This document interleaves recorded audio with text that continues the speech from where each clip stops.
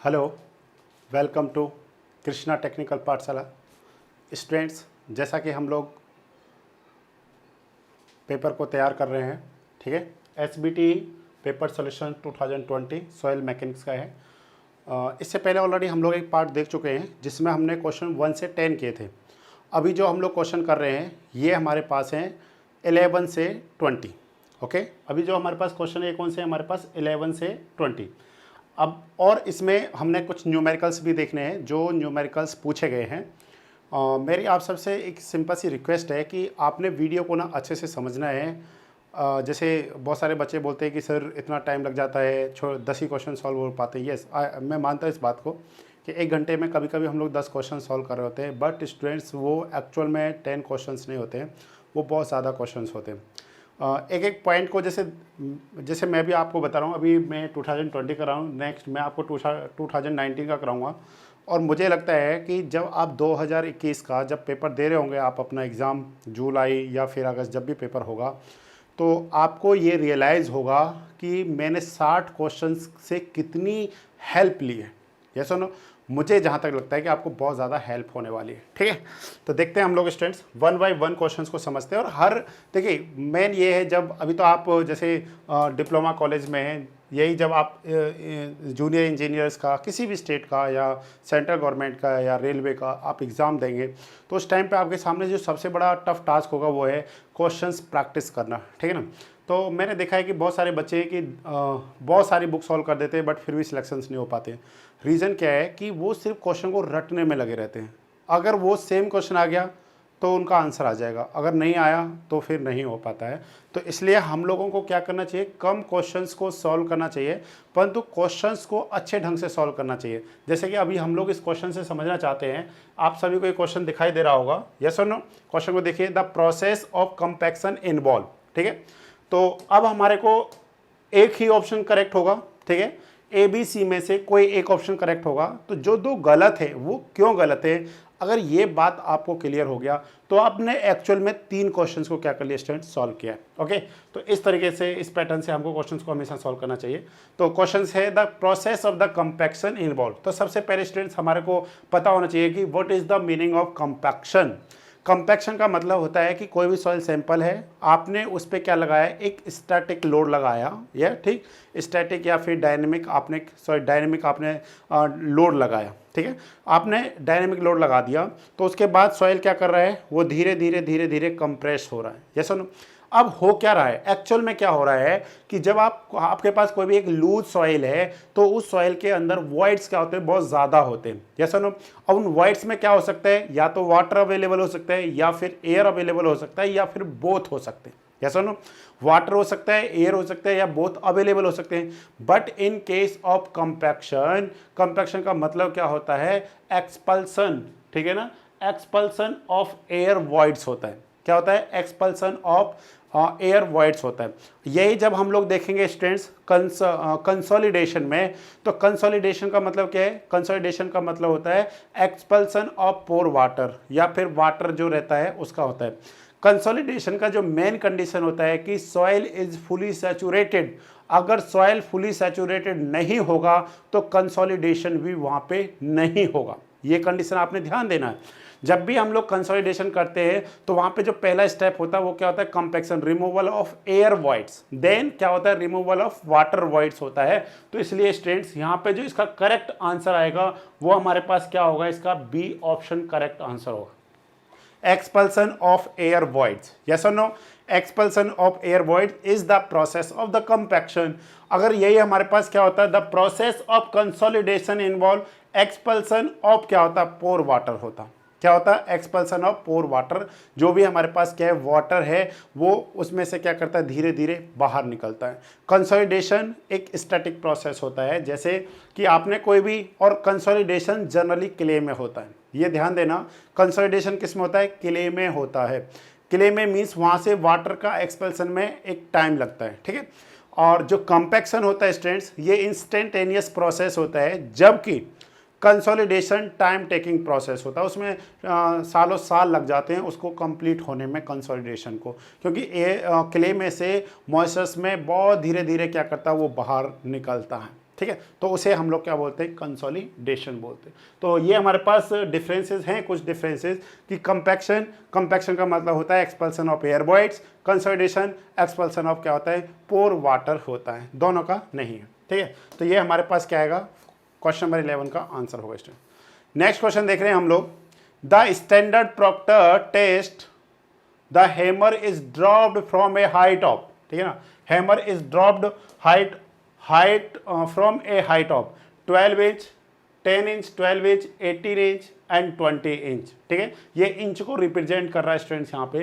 तो हम लोग देखते हैं जब भी हम लोग कंपैक्शन करते हैं तो हमारे पास स्टूडेंट्स दो तरीके का होता है, एक होता है स्टैंडर्ड प्रॉक्टर टेस्ट, एक होता है modified Proctor test. Okay, modified Proctor test generally हम लोग जो करते हैं ये किसके लिए करते हैं, रनवे के लिए करते हैं, जहाँ पे एयरक्राफ्ट्स को क्या किया जाता है, लेड किया जाता है, ठीक है, मतलब एयरफील्ड जो रनवेज होते हैं उसके लिए हम जो वहाँ पे क्या बनाया जाता है, जो रनवे तैयार किया जा रहा है तो उसको जब कंपैक्ट किया जाता है वो modified compaction, modified standard Proctor test या फिर हैवी लोड टेस्ट के रिस्पेक्ट में उसको क्या किया जाता है, कॉम्पैक्ट किया जाता है। और सिंपल सा जो रेजिडेंशियल बिल्डिंग्स हैं जहाँ पे बहुत ज़्यादा लोड नहीं आता है वहाँ पे हम लोग जनरली लाइट कंपैक्शन या फिर स्टैंडर्ड प्रॉक्टर टेस्ट का क्या करते हैं, यूज़ करते हैं। ओके स्टूडेंट्स, तो जब आपने लैब में देखा होगा तो मैं आपको कुछ एपरेटस दिखाना चाहता हूँ स्टूडेंट्स यहाँ पे। ओके, मैं आपको कुछ एपरेटस दिखाना चाहता हूँ जिससे आपको एक फीलिंग आएगी लैब वाली कि सर यस हमने यही सारा कुछ लैब में भी देखा है। तो ये हमारा थ्योरी लेक्चर्स है जो हम लोग थ्योरी पढ़ाते हैं, आपको देखने में मिला होगा लाइक दिस, ठीक है। ये हमारे पास है जो हम लोग यहाँ पे देख पा रहे हैं, ठीक है ना, जो हम लोग यहाँ पे देख पा रहे हैं ये देखिए, ये हमारे पास क्या स्टूडेंट्स मोल्ड है, ठीक है ना। हमारे पास दो तरीके के मोल्ड होते हैं स्टूडेंट जब आप फील्ड में जाएंगे, तो एक तो हमारे पास ये मोल्ड है और second one is this mould. इसका जो डाया है वो हमारे पास कितना है, 10 सेंटीमीटर है। ओके, 100 mm 10 सेंटीमीटर डाया है। एंड सेकंड जब आप देखेंगे दिस वन इज दिस, इसका डाया जो होगा हमारे पास वो हमारे पास है 15 सेंटीमीटर है। Okay, 15 centimetre of the dia of this mould and 10 centimetre dia of this mould, ठीक है ना। ये हमारे पास क्या है, रेमर है, ठीक है ना, this one, these are the rammer. अब आप एक्चुअल में देखेंगे तो स्टूडेंट्स यहाँ पे आपको दिख रहा है कि जैसे this one is the rammer, ठीक है, this one is the rammer and this is the actual, इसमें हम लोगों ने क्या भर रखा है, सॉइल सैंपल है। अगर आप इसके कंपोनेंट्स की बात करेंगे तो इसमें 3 कंपोनेंट्स होते हैं। First one is the base plate, okay, and second one यहाँ पे हम लोग देखते हैं इसको, ये हमारे पास क्या student, this one is the base plate, okay, this one is the base plate है हमारे पास, या फिर मैं आपको व्हाइट कलर से लिखता हूँ शायद अच्छा दिखेगा आपको, यस, वाइट बेस प्लेट है। This one is the collar, okay, ये हमारे पास क्या है, इस साइड का क्या होता है स्टूडेंट्स, हमारे पास कॉलर होता है। This one is the mould, जो हम लोग वॉल्यूम देखेंगे वो हम लोग इसका देखेंगे, ठीक है ना। और यहाँ पे इसको क्या कर रखा है, हमने कनेक्ट कर रखा है। तो इस तरीके से हम लोग देख रहे हैं। जैसे आपको अगर और अच्छे से समझना है तो आप इस वाले पिक्चर्स में देख सकते हैं, जैसे this one is the collar, yes और no, and this one is the mould. हम लोगों को जो वॉल्यूम देखना है, जो हाइट देखना है, इसका डाया वॉल्यूम फाइंड करना है, वो हमने इसका फाइंड करना है। This one is the base plate, okay, this one is the base plate, okay. इस तरीके से हमने इसको कनेक्ट कर रखा है। हम लोग क्या करते हैं, सॉइल सैंपल को इसमें फिल करते हैं। ये डिपेंड करता है कि हम लोग कौन सा कॉम्पैक्शन कर रहे हैं, स्टैंडर्ड प्रॉक्टर टेस्ट कर रहे हैं, स्टैंडर्ड प्रॉक्टर टेस्ट या फिर light compaction, both are same thing. Light compaction is the Indian standard test, okay, and modified Proctor test या हैवी लो टेस्ट, ठीक है। तो अगर हम लोग लाइट कॉम्पैक्शन कर रहे हैं तो सॉइल सैंपल को 3 लेयर्स में फिल करते हैं, ओके। पहले हमने एक लेयर में फिल करेंगे by help of the rammer, 25 blows लगाएंगे टोटल पे पूरे में यूनिफॉर्मली। देन हम लोग सेकंड लेयर, इस पे सेकंड लेयर लेंगे सॉइल सैंपल का, देन हम लोग 25 ब्लोज लगाएंगे। देन हम लोग थर्ड लेयर लगाएंगे। देन हम लोग क्या करते हैं, इसको ओपन करके और इस कॉलर को हटा करके ट्रिमिंग कर देते हैं, यस और नो। ट्रिमिंग करके हमारे को सॉइल सैंपल मिल जाता है। तो हम लोगों को क्या पता करना है, डेंसिटी पता करना है। सिंपल सा, डेंसिटी इक्वल टू क्या होता है, मास पर वॉल्यूम। वॉल्यूम किसका ले लेंगे, मोल्ड का ले लेंगे, और जो हमारे पास मास होगा वो किसका होगा, सॉइल सैंपल का होगा। मास पर वॉल्यूम, ये क्या हो जाएगा डेंसिटी ऑफ सॉइल। अगर आपको अब डिपेंड करता है ये कौन सा है हमारे पास, this density is bulk density. अगर आपको ड्राई डेंसिटी चाहिए तो सिंपल सा क्या करते हैं हम लोगों को वाटर कंटेंट फाइंड करना पड़ता है। By help of the water content आप क्या कर सकते हैं, इजीली बल्क से क्या कर सकते हैं, ड्राई डेंसिटी फाइंड कर सकते हैं। यस और नो, आपने एक फॉर्मूला याद रखा होगा, रो मतलब कि dry density it is equal to gamma bulk upon 1 plus small w। By help of this formula हम लोग इजीली क्या करेंगे, फाइंड करेंगे। ठीक है, तो आप देखिए ध्यान से यहाँ पे, तो ये हमारे पास है सिंपल सा। ठीक है, इस तरीके का सैंपल होता है, इसमें से ओपन करके बाहर निकाल लेते हैं हम लोग। इस तरीके से हम लोग फिल करते हैं, पूरा साफ कर देते हैं। हम लोग क्या करते हैं, जो ऊपर वाला कॉलर है उसको हटा दिया, देन इसको अच्छे से क्या करेंगे, ट्रिमिंग करेंगे। और जब हम लोग क्या करते हैं स्टूडेंट्स, जब उसको कंपैक्ट करते हैं तो देखिए इस तरीके से कंपैक्ट होता है वो। ठीक है ना, जो हमने क्या लगा रखे, ब्लोज लगा रखे हैं, तो इस तरीके से आपको यहाँ पे क्या दिखाई देंगे, ब्लोज दिखाई देंगे। ओके, आई थिंक आपको थोड़ा सा समझ में आएगा। तो ये टॉप है, अब इस पर जब ब्लोज लगाएंगे, इस पर जब ब्लोज लगाएंगे तो आपको इस तरीके का सैंपल दिखाई देगा। ओके, तो अब हम लोग समझने की कोशिश करते हैं students. This table is very very important exam point of view. अगर आपको ये टेबल याद है तो आप बहुत सारे क्वेश्चंस को क्या कर सकते हैं, इजीली सॉल्व कर सकते हैं। तो हमारे पास क्या है स्टूडेंट्स, हमारे पास दो टेस्ट होते हैं, स्टैंडर्ड प्रॉक्टर टेस्ट या फिर मॉडिफाइड प्रॉक्टर टेस्ट। ठीक है, या फिर आप क्या कर सकते हैं, लाइट कंपैक्शन, या फिर क्या कर सकते हैं, हैवी कंपैक्शन। IAS मतलब इंडियन स्टैंडर्ड है। ओके, अगर आपको इसके बारे में पढ़ना है, डिटेल में पढ़ना है, बहुत अच्छे से स्टडी करना है, तो स्टूडेंट्स IAS 2720 में आप जाकर के क्या कर सकते हैं, स्टडी कर सकते हैं। ठीक है ना, IAS 2720 में क्या कर सकते हैं, स्टडी कर सकते हैं।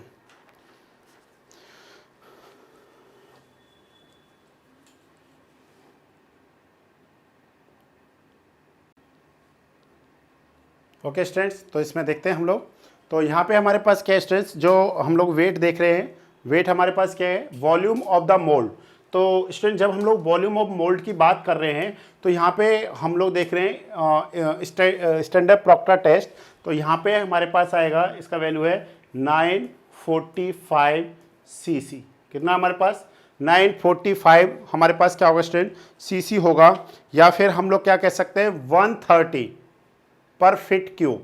ओके, ठीक है। लाइट कंपैक्शन में स्टूडेंट्स कितना होगा हमारे पास, 1000 cc होगा। And same as well as modified Proctor test is also same 945 क्या होगा हमारे पास cc। और क्या लिख सकते हैं हम लोग, 1/30 फीट का क्या लिख सकते हैं, क्यूब लिख सकते हैं। ओके, क्यूब इस तरीके से, cc मतलब centimetre cube. And heavy compaction test में कितना हो जाएगा student, same as well as 1000 cc होगा। क्या होगा हमारे पास, 1000 cc होगा।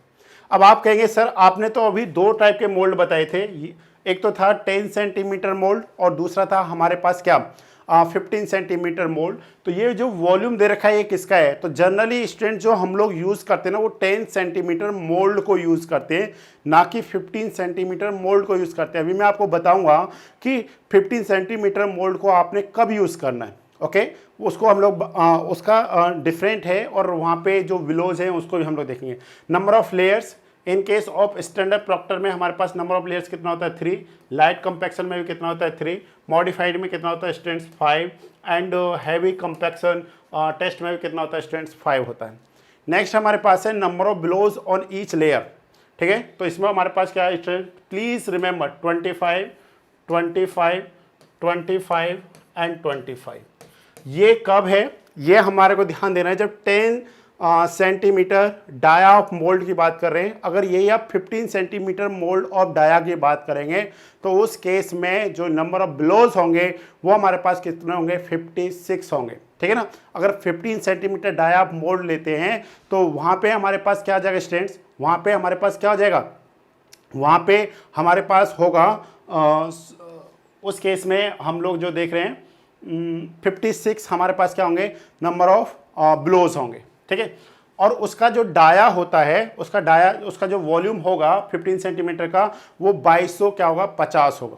क्या होगा, 2250 होगा। ठीक है, अगर आप क्या करते हैं जब अब आप पता कर सकते हैं, अगर 945 या फिर आप इस तरीके से याद रख सकते हैं कि जब हमारे पास 1000 cc का मोल्ड है, ठीक है ना, 1000 cc का मोल्ड है तो नंबर ऑफ ब्लोज कितने हमारे पास 25।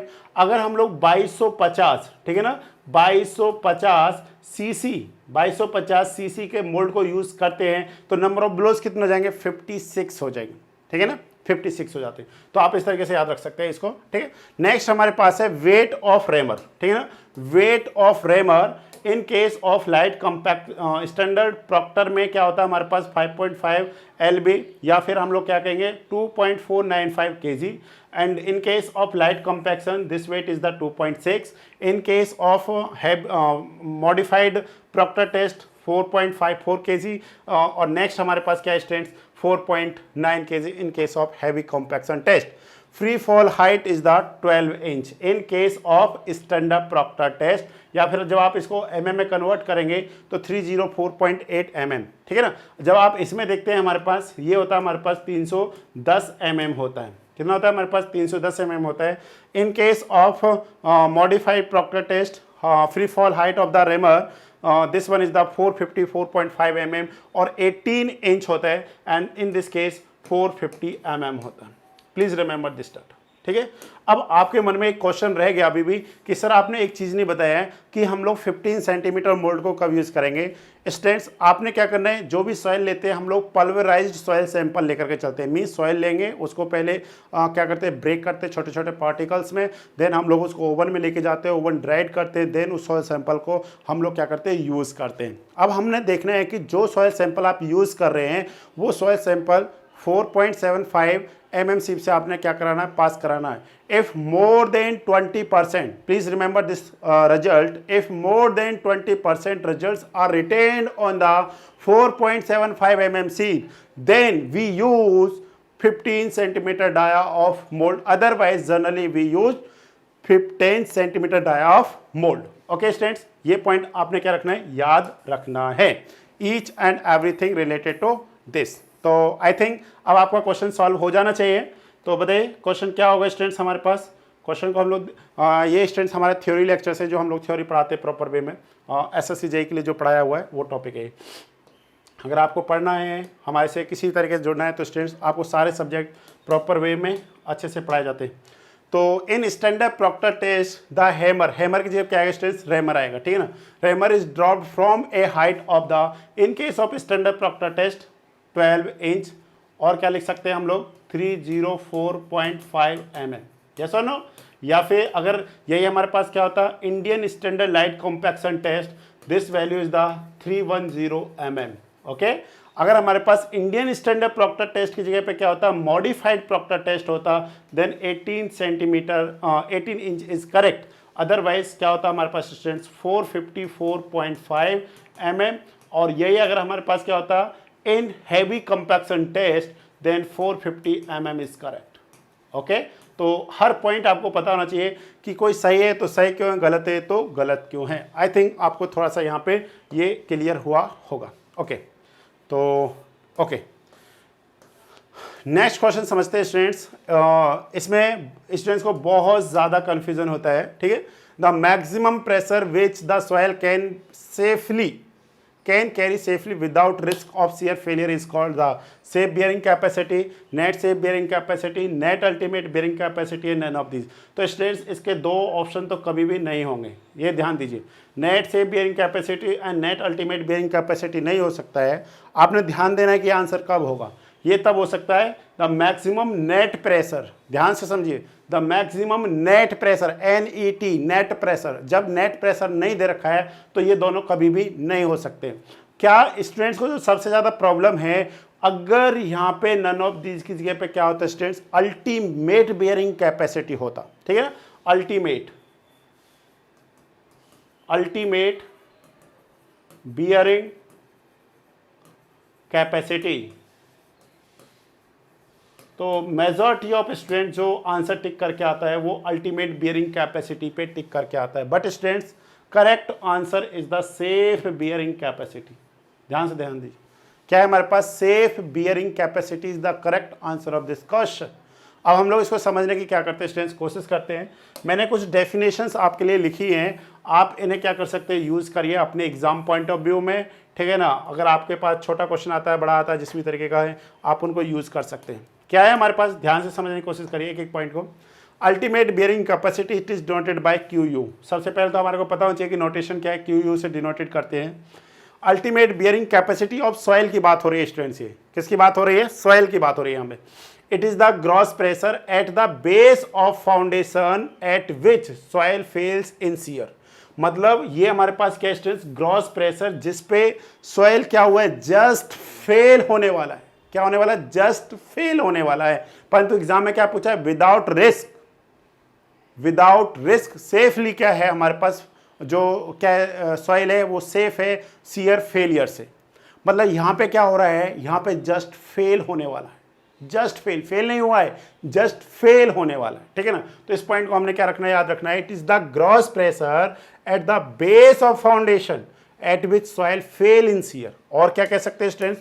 In other terms, it is the minimum gross pressure, it is the minimum gross pressure at which soil just fail in shear. ये वो मिनिमम ग्रॉस प्रेशर है जिस पे जस्ट क्या होने वाला है? फेल होने वाला है। ध्यान से, फेल नहीं हुआ है, फेल होने वाला है। तो इस टाइप को हम लोग क्या कहेंगे? अल्टीमेट बियरिंग कैपेसिटी कहेंगे। Next one is the net ultimate bearing capacity. It is the max, it is the max net, okay. It is the max net pressure which can be applied at the base of foundation without shear failure. अब आपको इसका result कैसे find करना है students? Q N U, it is equivalent Q U minus gamma D F. What is the gamma? Gamma is the unit weight of the soil sample, okay, unit weight of soil sample, okay students.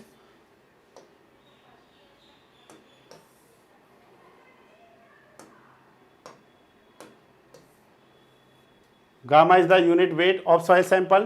dF is the depth of foundation.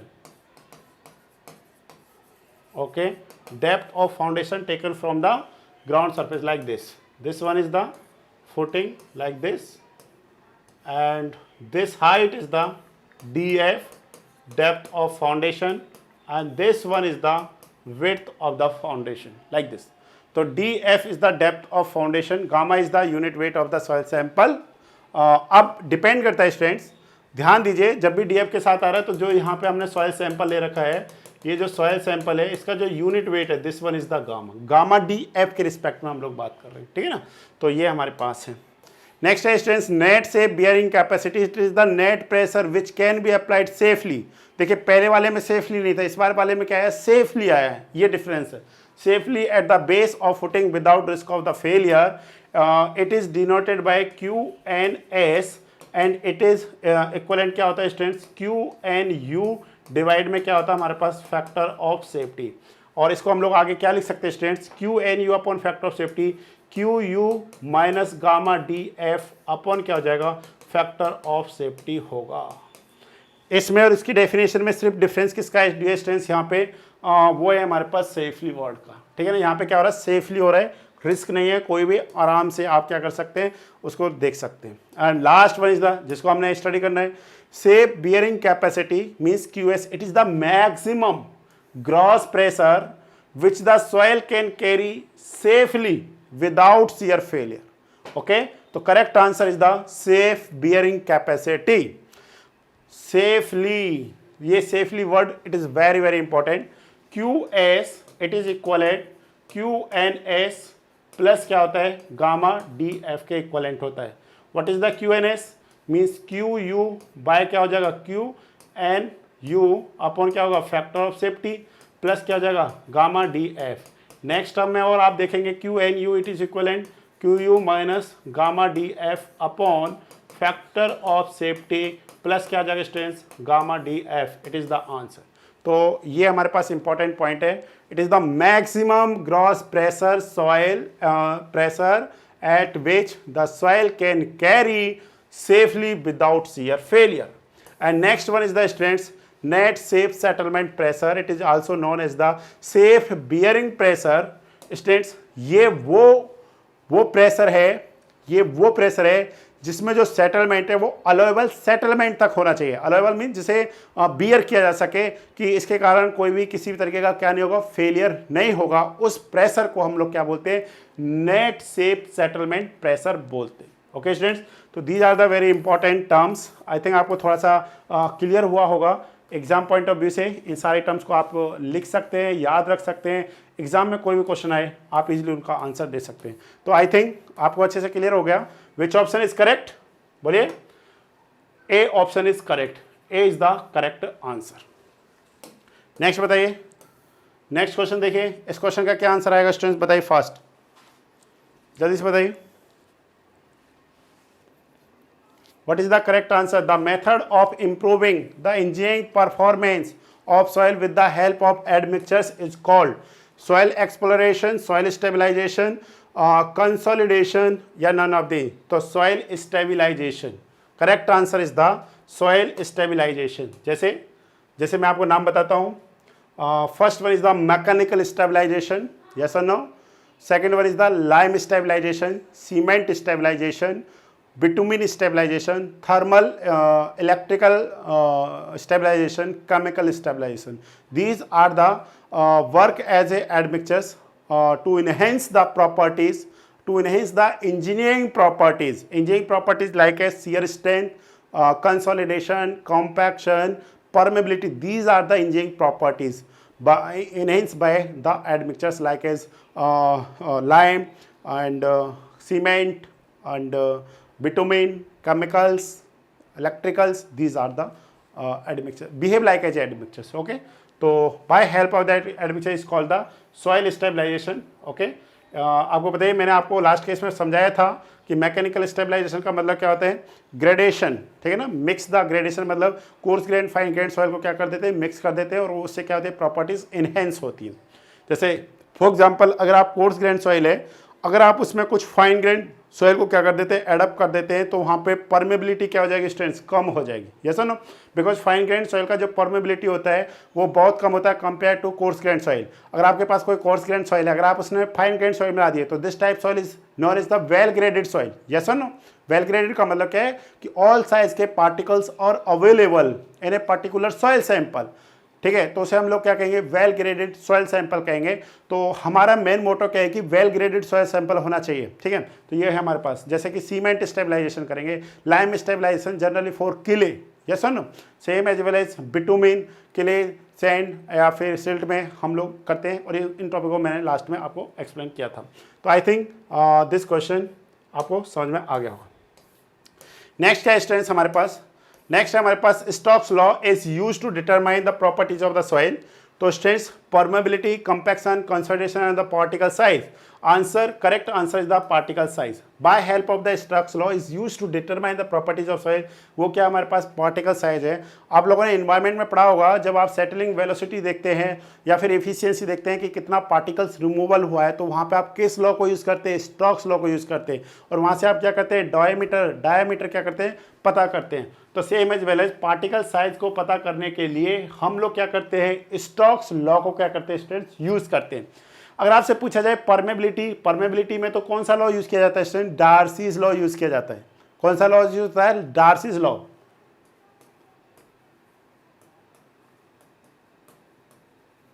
Darcy law हम लोग use करते हैं, याद कीजिए, V directly proportion to I, yes और no, V directly proportion to I as per क्या है, Darcy law है। कंपैक्शन में ऐसा कोई लॉ यूज नहीं होता है, बट कंसोलिडेशन में हम लोग तर्जा की थ्योरी को क्या करते हैं, यूज करते हैं, ओके। तर्जा की theory use in case of consolidation, और कंपैक्शन में तो ऐसा कोई थ्योरी नहीं है स्पेशली जिसे हम लोग क्या करते हैं, स्टडी करते हैं, ठीक है। तो वहाँ पे तो टेस्ट ही होते हैं, standard Proctor test, modified Proctor test, और लाइट कंपैक्शन टेस्ट, या फिर हमारे पास कौन सा है, हैवी कंपैक्शन टेस्ट। इन्हीं को हम लोग जनरली क्या करते हैं, यूज़ करते हैं।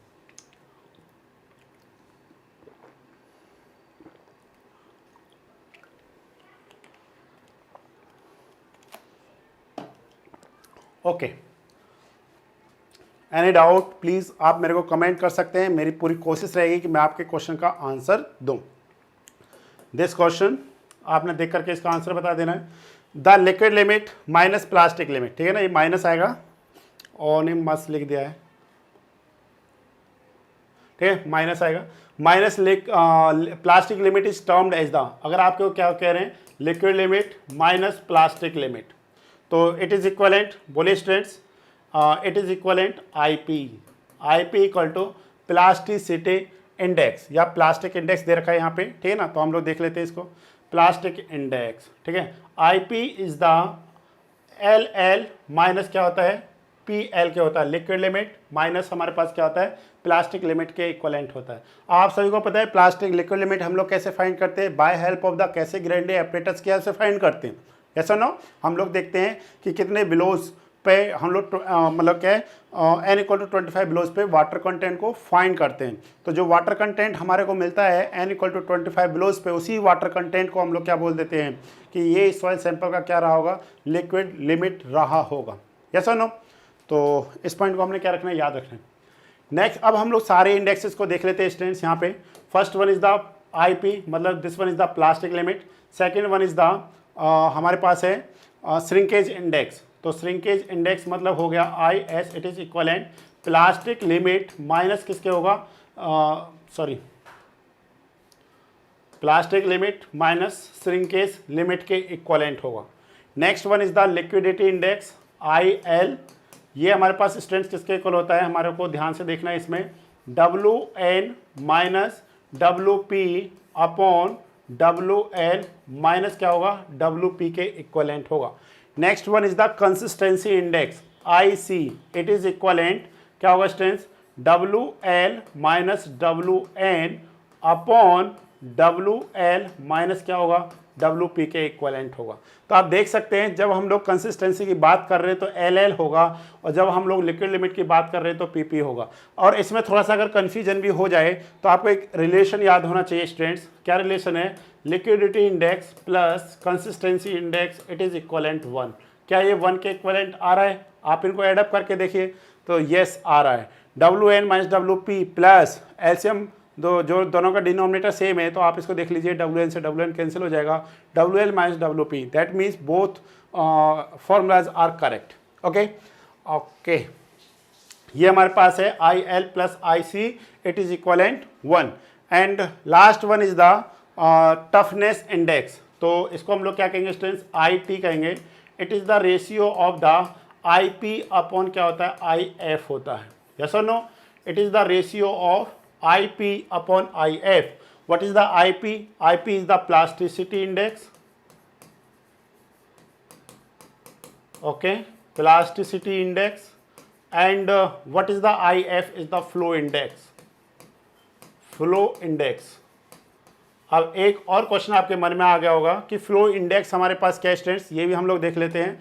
IF ये हमारे पास क्या होता है, स्लोप होता है किसका, जब आप क्या करते हैं लिक्विड लिमिट फाइंड करते हैं लाइक दिस। ध्यान से देखिए यहाँ पे इस तरीके से, ये हमारे पास क्या है लॉग स्केल है, लॉगरिथम में हमने वैल्यूज़ को कंसीडर करना है। यहाँ पे हमारे पास क्या है, जैसे W1, this one is the W2। तो आपको पता है जब वाटर कंटेंट होगा तो यहाँ पे क्या हो जाएगा log N1, okay, and this one is the log N2। और एक हमारे पास क्या होगा, एक पॉइंट है, जैसे कि ये हमारे पास हो गया एक point, second one point is the, इन दोनों पॉइंट को मिलाइए। तो इस तरीके से हम लोग क्या कर रहे हैं, एक लाइन ड्रॉ कर रहे हैं लाइक दिस, ठीक है। तो हम लोग देख रहे हैं यहाँ पे, देखिए एक बार ध्यान समझने की कोशिश करिए, सॉरी। तो हम लोग देख रहे हैं यहाँ पे, देखिए इस तरीके से है। अब यहाँ पे हमारे पास क्या है, एक स्लोप बनेगा, इस तरीके से आप स्लोप ले लीजिए जैसे आपका मन करे, ठीक है।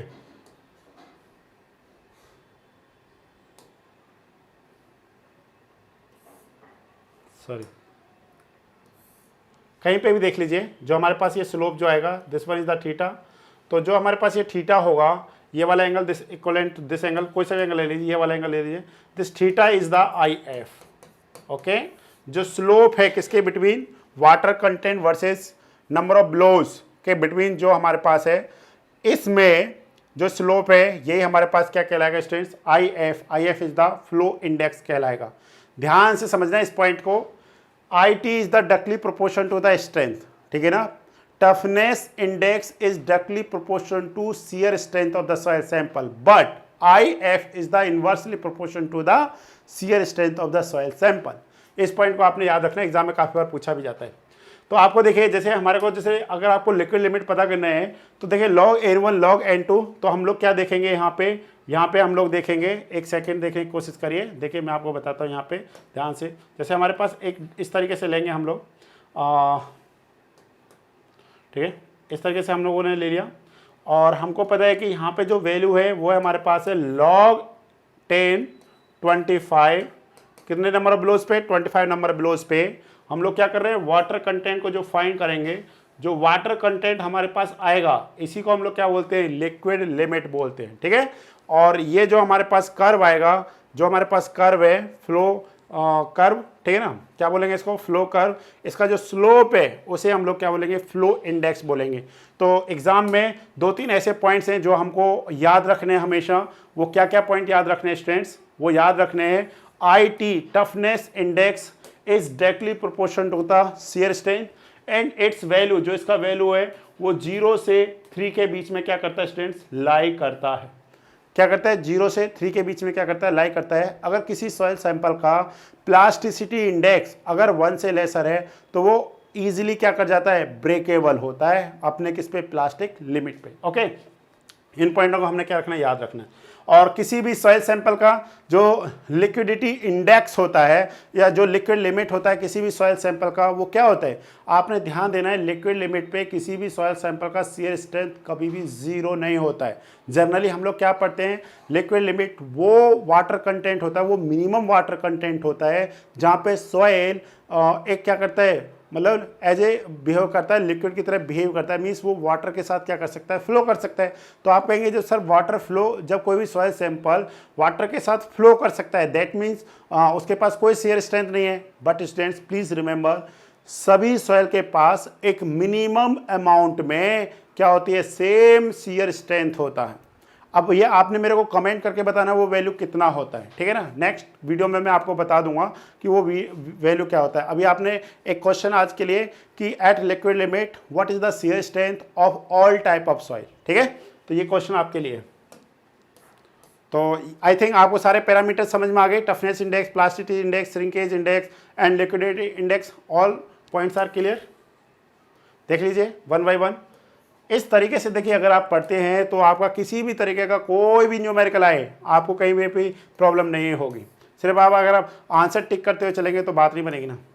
The effective size of the soil is the D10, okay, D10 is the effective size of the soil sample, okay. इसका मीनिंग क्या होता है स्टूडेंट्स, कि एक हमारे पास क्या सीब है, उस सीब से सिर्फ 10% ही क्या किया है, सॉइल पास किया है। समझे मेरी बात। कोई भी आपके पास सीब है, सीब मतलब जिससे हम लोग सॉइल को क्या करते हैं, मतलब सेक करते हैं, पास कराते हैं, तो ध्यान देना है कि वो हमारे पास एक ऐसा सीब है जिससे ओनली 10% क्या कर रहे हैं, पार्टिकल पास कर रहे हैं। मीन्स 10% पार्टिकल्स ही क्या हैं, फाइनर हैं उस पर्टिकुलर साइज से। तो उस पर्टिकुलर साइज को हम लोग क्या कहेंगे, D10। D10 is the effective size of the soil sample. Same as well as D20, D30, D60 होता है। जैसे आपको एक रिलेशन याद रखना चाहिए, CU कोफिशिएंट ऑफ यूनिफॉर्मिटी, ये क्या होता है हमारे पास D60 बाय क्या होता है, D10 होता है। अगर आपको साइज के बारे में पता करना है तो हम लोगों को किसकी हेल्प लेनी होती है, CU की हेल्प लेनी होती है। And CC is the coefficient of curvature, इसका रिजल्ट होता है D30 का whole square upon D60 into D10। अगर आपको किसी पार्टिकल के शेप के बारे में ध्यान दीजिए, ये किसके बारे में, साइज के बारे में आपको इन्फॉर्म करेगा, और जो CC है ये आपको किसके बारे में इन्फॉर्म करेगा स्टूडेंट, ये आपको शेप के बारे में इन्फॉर्म करेगा। ओके, तो इन पॉइंटों को हमने क्या रखना है, याद रखना है। वेल ग्रेडेड के लिए, सेंड के लिए, पुअरली ग्रेडेड, इन सबको बहुत डिटेल में ऑलरेडी जब कोई क्वेश्चन आएगा मैं आपको बताऊंगा वहाँ पे। नेक्स्ट क्वेश्चन देखिए, क्वेश्चन नंबर 18, क्या आंसर आएगा इसका।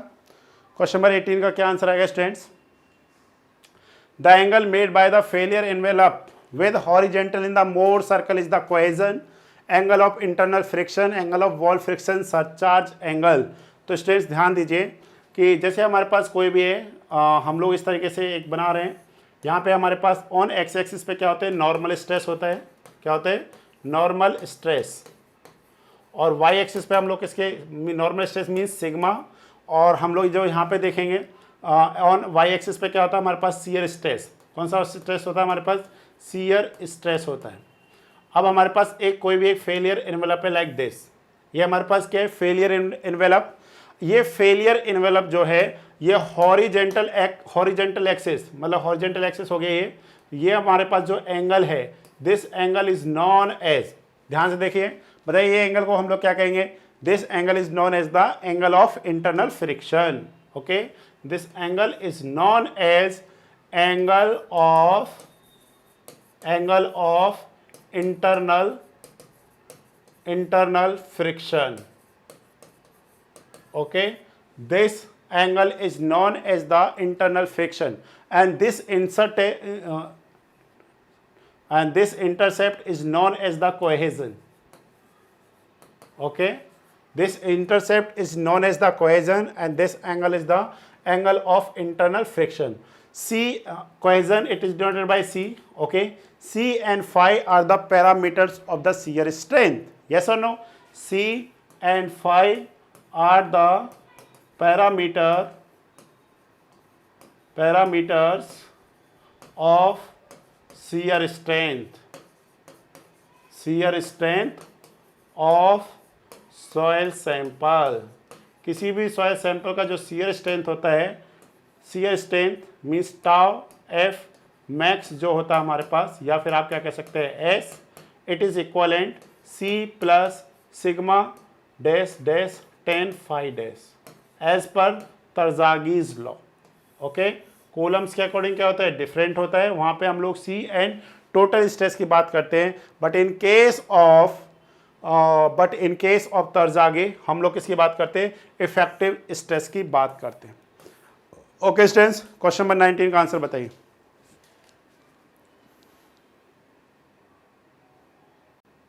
क्वेश्चन नंबर 19 को ध्यान से पढ़िए।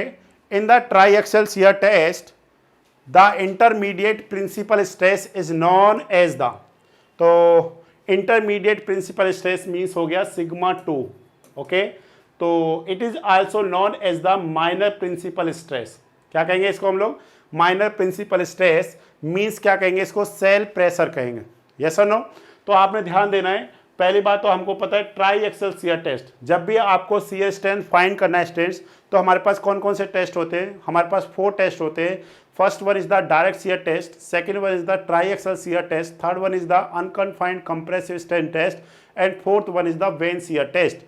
जो डायरेक्ट शियर टेस्ट होता है स्टूडेंट्स, वहाँ पे क्या है, पोर वाटर प्रेशर को मेजरमेंट करने का या फिर वाटर को ड्रेन कराने की कोई भी फैसिलिटीज अवेलेबल नहीं होती है।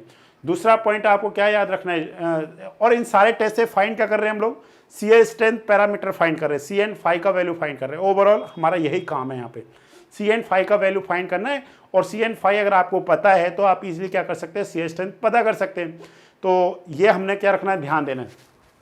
Triaxial shear test is the advance form of the direct shear test, और हम लोग ऑल टाइप ऑफ सॉइल के लिए क्या करते हैं, उसको यूज़ करते हैं। ठीक है ना, जब हमारे पास कोई क्वेश्चन होगा तो उसमें हम लोग आपको बताएंगे अच्छे से कि वहाँ पे हमारे पास क्या होते हैं, 2 स्टेज होती है, स्टेज 1 एंड स्टेज 2, दोनों में परफॉर्म करके हम लोग वहाँ पे स्ट्रेस पता करते हैं। ठीक है, तो आपको क्या रखना है स्टूडेंट्स, ध्यान देना है कि जब हम लोग क्या करते हैं, कोई भी फर्स्ट स्टेज में क्या होता है, जैसे हम लोग टॉप व्यू देख रहे हैं, ठीक है ना, यहाँ पे क्या होता है, एक सिलेंडर होता है, सिलेंडर में क्या करते हैं हम लोग, सॉइल सैंपल सिलेंड्रिकल शेप में होता है हमारे पास सैंपल। ठीक है, इस तरीके से है। तो इस पे देख रहे हैं हम लोग, इस पे चारों तरफ से फर्स्ट स्टेज में क्या होता है, सिग्मा सी को मतलब क्या बोलते हैं हम लोग, सेल प्रेशर, या फिर सिग्मा थ्री। और स्टेज इसका जब हम लोग क्या देखेंगे, प्रोजेक्शन देखेंगे, तो वो हमारे को कुछ इस तरीके का कैसा दिखाई देगा, एक स्ट्रेट इस तरीके का दिखाई देगा। तो स्टूडेंट जो इसमें वर्टिकल एक्सिस है ना, these axis are principal axis. Okay, these axis are principal axis. यहाँ पे जो स्ट्रेस लगेगा आपका वो क्या, हमारे पास सिग्मा 3, और स्टूडेंट्स इस पे जो स्ट्रेस लगेगा आपके पास, this one is the sigma 1 it is equivalent sigma 3 plus sigma D. Sigma D is the deviator stress, sigma 3 is the cell pressure. Okay, जो यहाँ पे लग रहा है कन्फाइनिंग प्रेशर जिसे हम लोग बोलते हैं, कन्फाइनिंग प्रेशर, या फिर हमारे पास वही क्या होता है, माइनर प्रिंसिपल स्ट्रेस भी होता है, या इसी को सेल प्रेशर भी हम लोग बोलते हैं, सिग्मा 1। तो सिग्मा 1 को अगर हमें फाइंड करना है तो sigma 3 plus sigma D is the deviator stress, sigma 3 is the cell pressure या फिर कन्फाइनिंग प्रेशर के इक्वलेंट होता है। ड्यू टू सिमेट्री, ठीक है ना, due to axis of symmetry, actual में क्या है, सिलेंडर है, ये क्या है हमारे पास सिलेंडर है, इसीलिए due to due to axis of symmetry जो हमारे पास क्या होगा, intermediate stress, it is equivalent क्या होगा, कन्फाइनिंग प्रेशर के इक्वलेंट होगा। ओके स्टूडेंट्स, तो आपने क्या रखना है, याद रखना है इस पॉइंट को।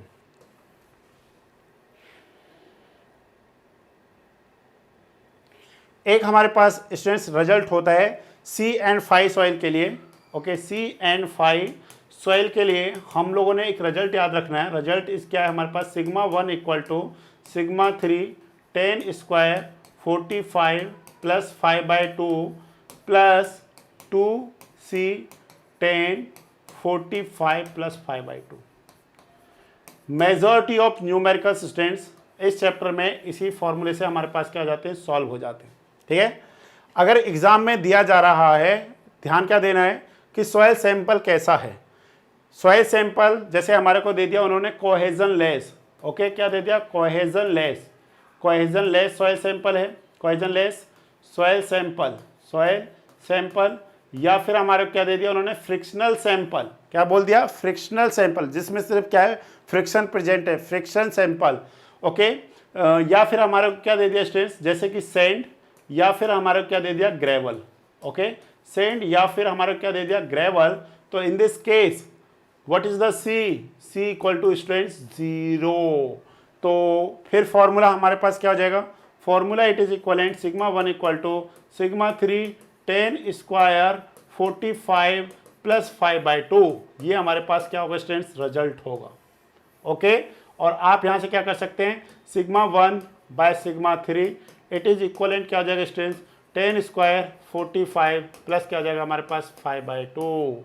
और भी जब आप इसको आगे देखेंगे स्टूडेंट्स तो ये रिजल्ट हमारे पास क्या हो जाएगा, σ1 by σ3 equal to 1 plus sine 5 upon 1 minus sine 5। एक तो ये रिजल्ट होता है स्टूडेंट्स। ओके, एक हमारे पास क्या होता है, अगर आपको साइन 5 का रिजल्ट फाइंड करना है यहाँ पे, व्हाट इज द साइन 5, तो आप कहेंगे σ1 माइनस σ3 अपॉन σ1। ठीक है, क्या कहेंगे हम लोग कहेंगे स्टूडेंट्स इसमें σ1 प्लस σ3। इस तरीके से आप क्या कर सकते हैं, रिजल्ट्स फाइंड कर सकते हैं। Means phi inverse. Okay, phi equal to क्या आ जाएगा स्टूडेंट, साइन इनवर्स 1 मतलब क्या आ जाएगा, साइन σ1 माइनस σ3 अपॉन σ1 प्लस σ3। इस तरीके से आपने क्या लेने हैं, रिजल्ट्स ले लेने हैं। कोई भी रिजल्ट्स होगा वो जनरली हमारे ज़्यादातर रिजल्ट्स क्या होंगे, इसी फॉर्मूले से क्या हो जाएंगे स्टूडेंट, सॉल्व हो जाएंगे। तो आई थिंक मुझे लगता है कि ये चीज़ आपको थोड़ी सी क्या रही होगी, समझ में आ रही होगी। तो σ1 क्या होता है, ये हमारे पास है मोर सर्कल इन सिल्ट के, मतलब स्ट्रेस स्ट्रेंड हम लोग क्या देख रहे हैं, डायग्राम में देखते हैं। ठीक है ना, तो मोर सर्कल डायग्राम फेलियर इन्वेलप के रिस्पेक्ट में जो हमारे पास क्या होता है, रिजल्ट्स होता है। तो इस तरीके का स्टूडेंट्स ध्यान दीजिए इस पॉइंट पे। तो जितना भी है सारी चीज़ें आपको क्या हो जाएंगी, समझ में हो जाएंगी। तो ये हमारे पास है फाई का वैल्यू कैसे फाइंड करना है। तो ये जो रिजल्ट है, finally this result is very very important, σ1 equal to σ3, और this result is applicable for C5 soil. C5 soil का मतलब क्या होता है स्टूडेंट्स, सिल्ट के साथ में होता है। सिल्ट एक ऐसा सॉइल सैंपल है जो कोहेजन प्रॉपर्टी को भी शो करता है और फ्रिक्शनल प्रॉपर्टी को भी शो करता है। Phi is the internal friction angle. Okay students, I think ये पॉइंट आपको थोड़ा सा क्या आएगा, समझ में आएगा। इसी से न्यूमेरिकल सारे इसी से बन जाएंगे, मेजॉरिटी ऑफ न्यूमेरिकल्स आपके इससे बन जाएंगे। ठीक है ना, और σ1 σ3 इस तरीके के क्वेश्चन होंगे। नेक्स्ट है हमारे पास coefficient of the earth pressure it is equivalent. तो स्टूडेंट्स ध्यान दीजिए, जो हमारे पास K होता है, K is the σH upon किसके इक्वल होता है, σV के इक्वलेंट होता है। तो ये हमारे पास क्या हो जाएगा, K equal to σH upon σV, means A option is the correct answer. Okay, coefficient of earth pressure it is equivalent हमारे पास किसका हो जाएगा, K equal to σV upon किसके इक्वलेंट हो जाएगा स्टूडेंट, σV के हो जाएगा। σH मतलब क्या है, यहाँ पे हॉरिजेंटल डायरेक्शन में जो क्या कर रहा है, स्ट्रेस लग रहा है, और σV जो वर्टिकल डायरेक्शन में क्या लग रहा है स्टूडेंट्स, स्ट्रेस लग रहा है। तो इन पॉइंटों को हमने क्या रखना है, ओवरऑल याद रखना है। ठीक है ना, जैसे अगर आप थोड़ा सा अगर इसको समझना चाहें, जैसे फॉर एग्जांपल हमारे पास क्या है, जैसे कि ये हमारे पास कोई भी रिटेनिंग वॉल है लाइक दिस। ठीक है ना, यहाँ पे हमारे पास क्या है, जैसे ठीक है, इसका हमारे पास क्या स्टूडेंट्स हाइट है हमारे पास h इज द हाइट, और इसके ये क्या हमारे पास यहाँ पे बैकफिल है लाइक दिस। तो हम लोग देख रहे हैं एट z हाइट पे एक पर्टिकुलर पॉइंट को ले रहे हैं। जब आप इसका 3D व्यू देखेंगे तो ये हमारे पास कुछ इस तरीके का होगा। ओके स्टूडेंट्स, तो इसे यहाँ पे जो स्ट्रेस लग रहा है sigma 3, sorry this one is the sigma h, okay, and this one is the sigma v, और जो इस फेस पे जो लगेगा this is also is the sigma h, and ratio जो sigma h by sigma v, ठीक है ना, sigma h by sigma v, this ratio is the k। Okay, जब भी आपको कोई भी वैल्यू फाइंड करना है, अगर सपोज आपको यहाँ पे पता करना है कि कितना अर्थ प्रेशर है एट दिस पॉइंट, तो आप क्या कहेंगे, आप कहेंगे sir sigma h it is equivalent k into sigma v। अगर आपसे पूछा जाए कि बोले what is the value of sigma v at this point, तो आप क्या कहेंगे, जो भी यहाँ पे सॉइल सैंपल होगा, जैसे अगर सपोज यहाँ पे कोई भी वाटर टेबल प्रेजेंट नहीं है, तो इस टाइप के सॉइल सैंपल को क्या कहेंगे, बल्क या फिर पार्शियली सैचुरेटेड सॉइल सैंपल। तो what is the sigma h, sigma h equal to k into sigma v का वैल्यू क्या होगा, गामा इंटू कितना हो जाएगा, h के इक्वलेंट होगा। इस तरीके से हम लोग क्या करते हैं, वैल्यू फाइंड करते हैं। अब डिपेंड करता है कि आपको फाइंड करने के लिए क्या बोला गया है, टोटल अर्थ प्रेशर फाइंड करने के लिए बोला गया है, या सिंपल सा आपको सिग्मा h हॉरिजॉन्टल क्या पता करना, प्रेशर का पता करना है, तो आप सिंपल सा बता सकते हैं। ओके स्टूडेंट्स, तो ये हमारे पास आपको पता है यहाँ पे कितने केसेस होते हैं स्टूडेंट्स, 3 केस होते हैं। At rest, okay, at rest, तो what is the K naught होता है, ठीक है ना। तो in case of 1 minus sine five, इसे हम लोग किस में लेंगे dear students, in case of sine के रिस्पेक्ट में लेंगे। एक होता है K naught equal, it is equivalent mu upon 1 minus mu के इक्वलेंट होता है। K A it is equivalent 1 minus sine five upon हमारे पास क्या होता है 1 प्लस साइन फाइव के इक्वलेंट होता है। एंड व्हाट इज द के पी, ओके, एंड के P it is equivalent 1 plus sign five upon क्या हो जाएगा 1 माइनस साइन फाइव के इक्वलेंट होगा। नेक्स्ट इज द के एंड के पी में रिलेशन, के ए इंटू के P it is equivalent 1, yes और नो, एंड ऑर्डर क्या होगा, के पी ग्रेटर देन के नॉट ग्रेटर देन के ए, ये हमारे पास रिलेशन होते हैं, ठीक है। जनरली छोटे छोटे क्वेश्चंस होते हैं। कोफिशिएंट ऑफ क्या है, passive earth pressure, coefficient of earth pressure at rest, okay, at rest means क्या है, वॉल इज रिजिड या फिर अनयील्डिंग या फिर नो मूवमेंट ऑफ सॉइल, ये 3 वर्ड जनरली आपको देखने को मिलेंगे। No movement of soil, unyielding या फिर रिजिड वॉल। इस केस में क्या होता है, soil sample is at rest, वो मूवमेंट नहीं कर रहा होता है, तो उस केस में जो वहाँ पे क्या है हॉरिजेंटल अर्थ प्रेशर लग रहा है, उसका वैल्यू हमको क्या करना होता है, फाइंड करना होता है। तो इस तरीके से हम लोग कर सकते हैं। ओके स्टूडेंट्स, एनी डाउट पता करिए। अब हम लोग देखते हैं एक छोटा सा numerical, it is very very interesting. Sorry students, ये क्वेश्चन नंबर हमारे पास 69 नहीं है, ये 69 जो टाइपिंग में 69 है, ठीक है ना, ये इसी पेपर का क्वेश्चन है। ध्यान से देखिए, this question is very very important and very very useful. और इस क्वेश्चन से मैं बताना चाहता हूँ आपको कि आप कोई भी क्वेश्चन सॉल्व कर सकते हैं। वेरी वेरी इंटरेस्टिंग, ध्यान से देखिए।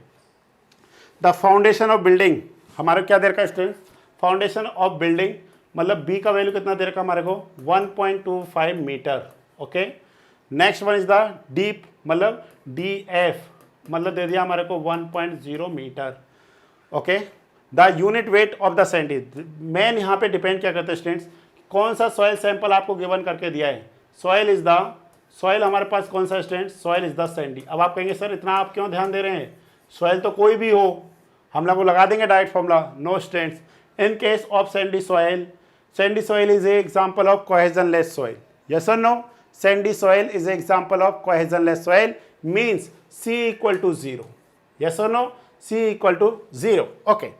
And gamma means unit weight जो हमारे को दिया है, अगर कहीं पे भी वाटर नहीं दे रखा है, that means this is the gamma bulk, it is equivalent 15 kilo newton per metre cube, okay students, okay. Next देखिए, नेक्स्ट हमारे पास क्या है, angle of internal friction means phi, it is equivalent 30 degree, okay, कोई दिक्कत नहीं।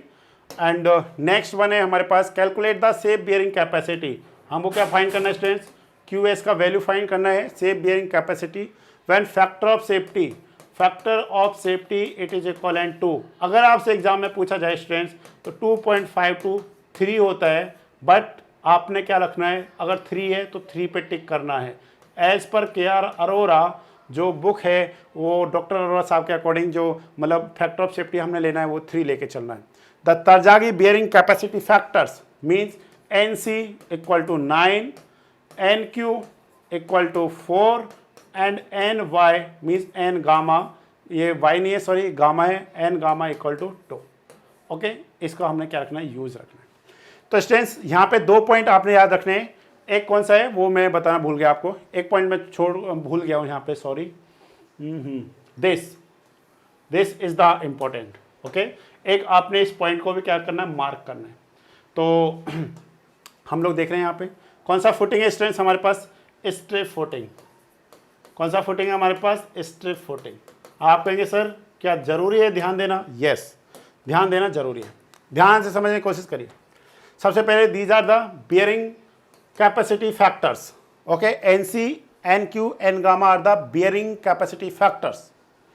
These are depends on internal friction angle.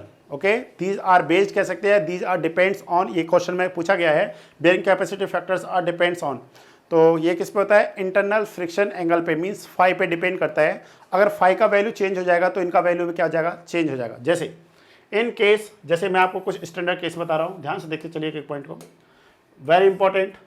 In case of, okay, in case of cohesive soil, okay, in case of cohesive soil C equal to sorry cohesive soil phi equal to 0, okay, phi equal to 0, तो what is the NC, NC equal to 5.7 as per Terzaghi, ठीक है, तरजागी theory को जब आपने use करना है 5.7, NQ it is equivalent 1.0, okay, NQ equal to 1.0 and N gamma it is equivalent 0 as per Terzaghi theory, as per प्रेडेंटल theory 5.14, ठीक है, NQ it is equivalent 1.0 and N gamma it is equivalent 0।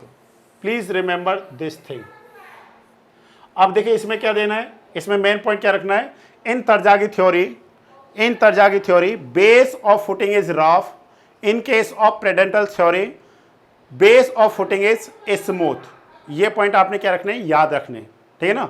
In case of Terzaghi theory base of footing is rough, कभी कभी वो तरजागी ना दे करके वो क्या दे देता है कि जो फुटिंग का बेस है वो क्या है, रफ है। तो उस केस में डियर स्टूडेंट्स आपने क्या समझ लेना है, आपने डायरेक्ट इस पॉइंट को समझ लेना है कि वो किसकी बात कर रहा है, वो यहाँ पे तरजागी थ्योरी की बात कर रहा है। ओके स्टूडेंट्स, कोई भी पॉइंट है उसको हमने क्या करना है, अच्छे से स्टूडेंट्स समझ करके चलना है, क्योंकि कोई भी पॉइंट रहेगा समझते हुए चलेंगे तो बात बन जाएगी। तो कुछ इंपॉर्टेंट या जम्पशंस हैं। फाउंडेशन इज सैलो, तरजागी थ्योरी के फाउंडेशन इज सैलो मतलब डीप फाउंडेशंस में हम लोग तरजागी थ्योरी का यूज़ नहीं करते हैं, और shallow foundation means depth of foundation it is less than equal to width of foundation. This type of foundation is known as the shallow foundation. Second point is the base of foundation is rough. Base of foundation कैसा होना चाहिए, rough होना चाहिए, और जो shear failure है वो कैसा होना चाहिए, जनरल सीयर फेलियर होना चाहिए। इसमें पंचिंग या फिर लोकल सीयर फेलियर नहीं होना चाहिए, ठीक है ना। जनरली क्या होगा, जनरल सीयर फेलियर होता है। और footing is continuous means straight footing के रिस्पेक्ट में हम लोग देखते हैं, ठीक है, तो इसलिए ध्यान देना आपने। तो ओके स्टूडेंट्स, हम लोग अपने क्वेश्चन को देखते हैं। तो सबसे पहले स्टूडेंट्स हमारे को फाइंड करना है QS। तो अभी हम लोगों ने समझा था QS से पहले हमको क्या देखना पड़ेगा, QU देखना पड़ेगा। What is the QU, okay. और वेरी इंटरेस्टिंग है, मैं इसको पूरा इस तरीके से समझाना चाहता हूं कि कोई भी क्वेश्चन आए तो आप कैसे सॉल्व करेंगे। देखिए फर्स्ट हम लोग देख रहे हैं स्ट्रिप फुटिंग के केस में, किसके केस में देख रहे हैं हम लोग, स्ट्रिप फुटिंग के रिस्पेक्ट में देख रहे हैं, ओके। थोड़ा सा स्ट्रिप फुटिंग के रिस्पेक्ट में देख रहे हैं। तो what is the QU equal to CNC plus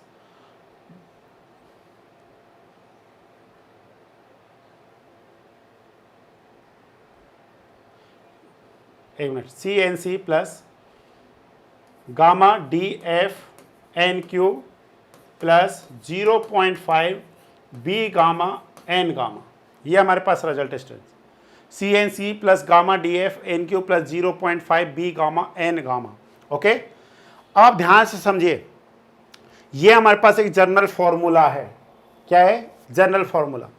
अगर स्टूडेंट्स हम लोग देखने चाहते हैं यहाँ पे first, in case of, okay, in case of clay soil, okay, in case of clay soil, ध्यान से देखिए, in case of clay soil बोलिए phi equal to 0 means N C equal to 5.7, N Q equal to 1 and N gamma it is equivalent 0। ध्यान से देखिए, अब अगर आप देखेंगे तो एन गामा का वैल्यू जब इस फॉर्मूले में पुट करेंगे तो क्या आ जाएगा स्टूडेंट 0, और एन क्यू का वैल्यू कितना आ जाएगा 1 सी एन सी। तो रिजल्ट क्या हो जाएगा students? Q U equal to, ध्यान से देखना, Q U equal to C N C means 5.7 C plus gamma D F, ये हमारे पास हो जाएगा स्टूडेंट्स, रिजल्ट हो जाएगा। ध्यान से देखना। अब देखिए, अगर हम लोग कहें कि जो हमारे पास फुटिंग है वो कहाँ पर है? एट ग्राउंड सरफेस है।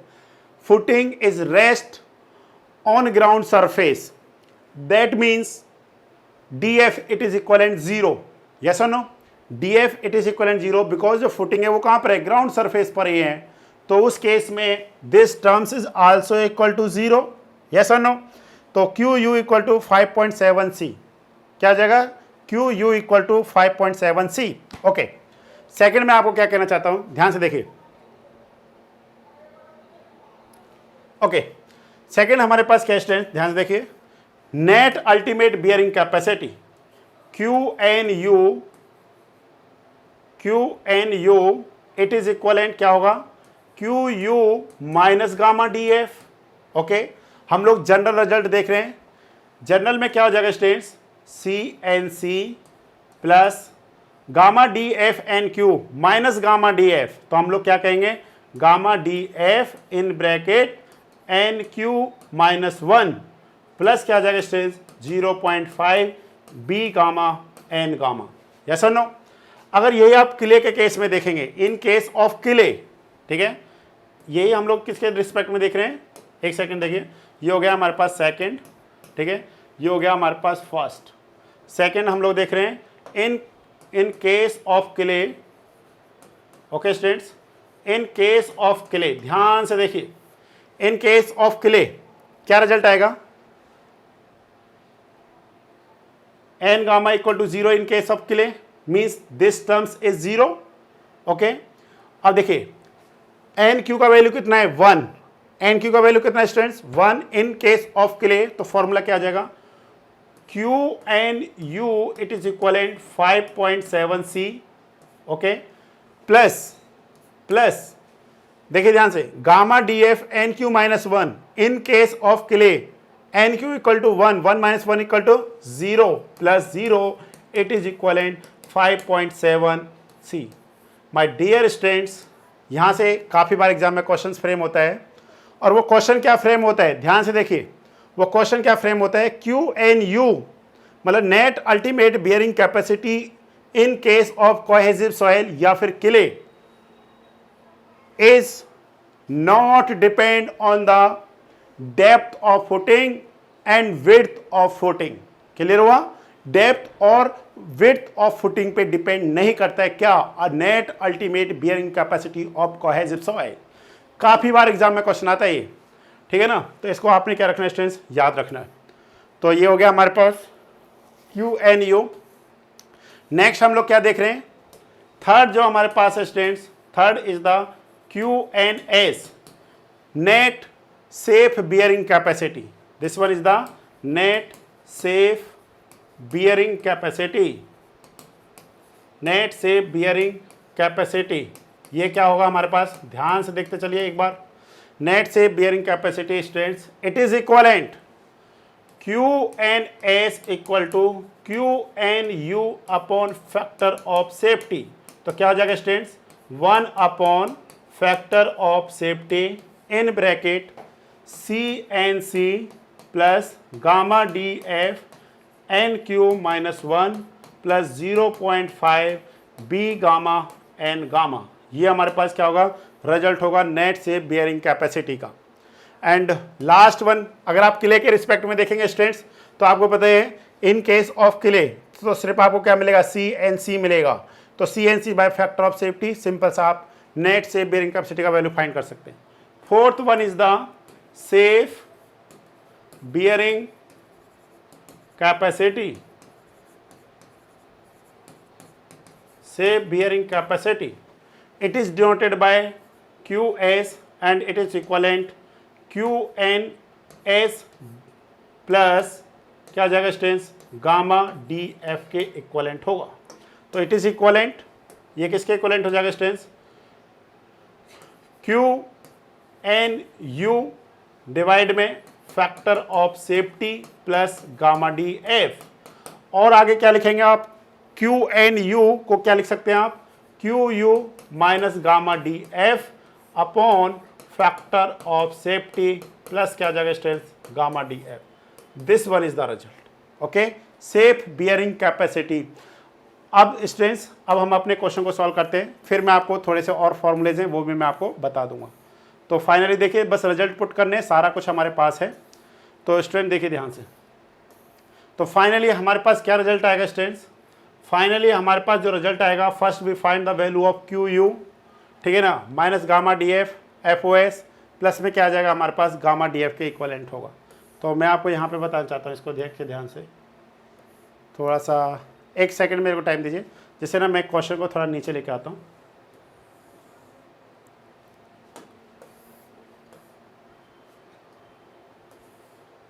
ओके स्टूडेंट्स, तो ये हमारा थ्योरी हो गया, ये हमारे पास क्वेश्चन है। तो देखिए फॉर्मूला हो गया, QS किसके इक्वल है बताओ,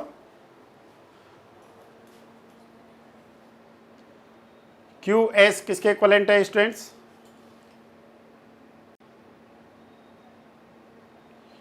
QS इट इज इक्वलेंट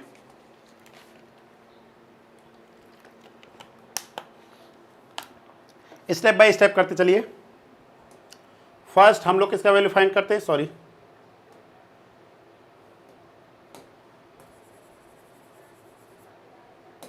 पहले हम लोग किसका वैल्यू पता करेंगे स्टूडेंट्स, QU मतलब ultimate bearing capacity, CNC plus gamma DF N Q plus 0.5 B gamma N gamma, ठीक है।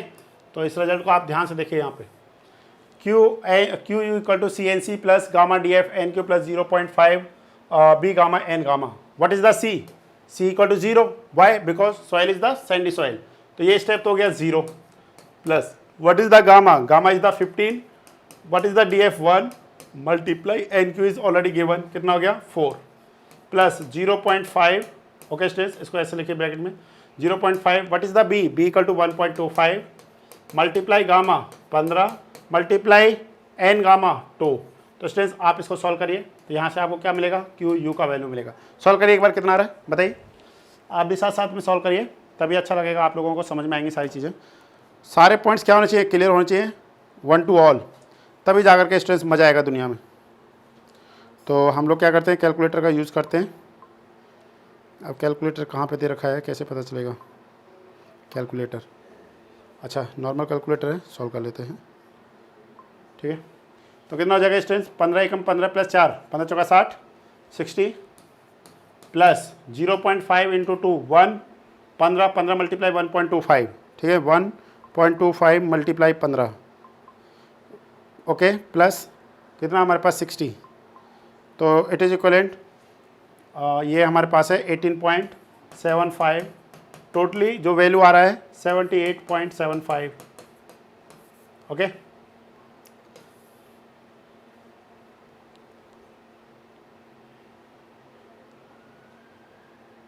ओके क्या जाएगा, जो यूनिट होगा किसका देखते हैं हम लोग, ये हो जाएगा kilo newton per metre square में आ जाएगा, ठीक है ना, क्योंकि सारा वैल्यू किस में ले रखे हैं हमने, मीटर में ले रखे हैं, तो kilo newton per metre square आ जाएगा। नेक्स्ट है हमारे पास QNU, तो स्टूडेंट ये क्या होता है, QU minus gamma DF, okay, mean 78.75 minus gamma, gamma का वैल्यू कितना 15, depth of footing is the 1, तो इसमें से क्या कर दीजिए, -15 कर दीजिए, it is equivalent 63.75 kilo newton per metre square. Okay, bearing capacity. Next one is the net safe bearing capacity QNS, it is equivalent QNU upon factor of safety। तो ये कितना हमारे पास 63.75 डिवाइड में 2 कर दीजिए, बिकॉज फैक्टर ऑफ सेफ्टी कितना दे रखा हमारे को 2 दे रखा है। तो आप इसको जब देखेंगे it is equivalent 31.875 kilo newton per metre square. Students unit ज़रूर लिखा करिए, इससे क्या है कि जो एग्जामिनर्स होता है वो आपके मार्क्स कट नहीं करेंगे। QNS प्लस क्या हो जाएगा गामा DF, तो ये कितना हमारे पास 31.875 plus gamma DF means 15 multiply 1 it is equivalent 15, तो 15 ऐड कर दीजिए फिर से आप इसमें, तो it is equivalent 46.875 kilo newton per metre square. Okay students, calculation थोड़ा बहुत इधर उधर मिस्टेक हो सकता है, otherwise no, but question solve करने का सिंपल से यही तरीका है। ठीक है, इस तरीके से आप क्वेश्चन सॉल्व कर सकते हैं किसी भी केस में। ये सारा थ्योरी आपको एकदम अच्छे से क्लियर हुआ होगा। जनरली क्वेश्चन कैसे बन सकता है स्टूडेंट, दो ही तरीके के क्वेश्चन बन सकते हैं, या तो सॉइल सैंपल कैसा होगा, सैंडी होगा, या फिर हमारे पास क्या होगा, क्ले ही होगा। तो स्टूडेंट्स यहाँ पे हम लोग कुछ और फॉर्मूलेज देखना चाहते हैं, मैं एक टेबलर फॉर्म में बताना चाहता हूँ। ठीक है, मतलब ultimate, okay, ultimate bearing capacity, ultimate bearing capacity of soil for different types of footing।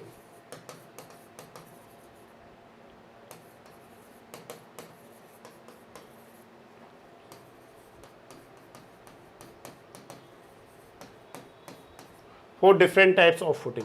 तो स्टूडेंट्स प्लीज रिमेंबर, क्या रिमेंबर याद करना है, first QU, first one is the strip. तो स्ट्रिप फुटिंग कौन सा students, L greater than B, मतलब जिसका लेंथ क्या होता है बहुत ज़्यादा होता है किसके रिस्पेक्ट में, विड्थ के रिस्पेक्ट में, strip footing just like as a wall footing. ठीक है, तो what is the QU, relation is the CNC plus gamma DFNQ plus 0.5 B gamma N gamma.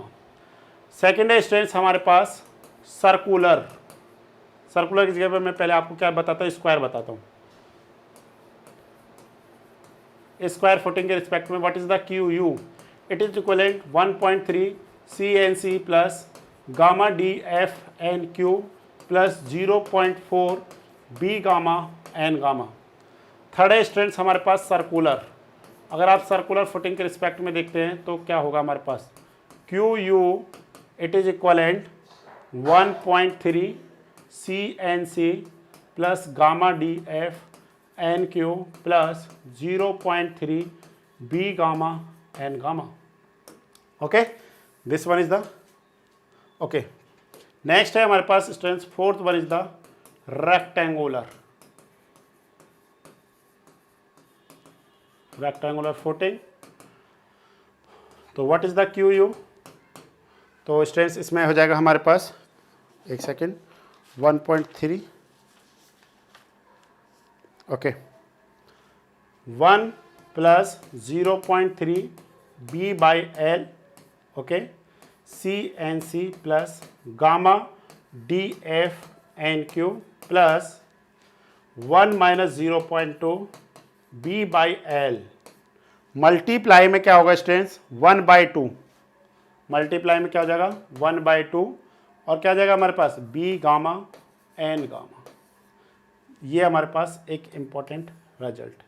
अगर आपको ये रिजल्ट है तो आप कैसे याद रख सकते हैं स्टूडेंट्स, स्क्वायर देखिए 0.5, 0.4, 0.3, ये टर्म सभी में सेम है। ये जो टर्म सभी में सेम कौन सा है, ये वाला टर्म्स देखिए, दिस टर्म्स इज सभी में हमारे पास क्या सेम है, gamma DFNQ gamma DFNQ gamma DFNQ।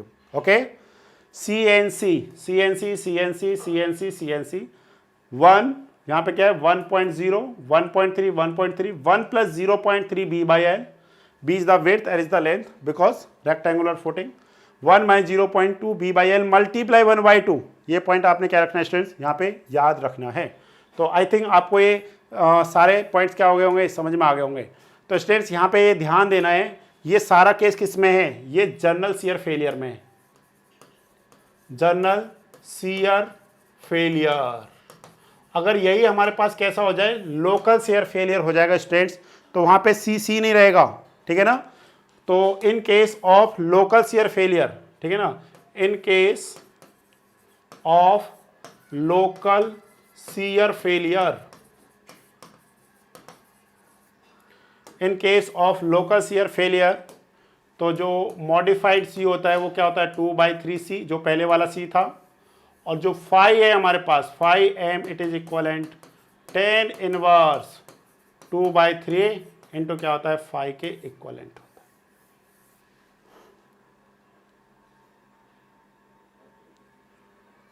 Sorry, ये थोड़ा सा यहाँ पे क्या होगा 2/3 10 फाई होगा 10। तो आपको पता है सी एम एन फाई, देखिए यहाँ पे फाई क्या हो जाएगा चेंज हो जाएगा, तो इसके कारण N C dash N gamma sorry N Q dash and N gamma dash आ जाते हैं फॉर्मूलेज में in case of local shear failure.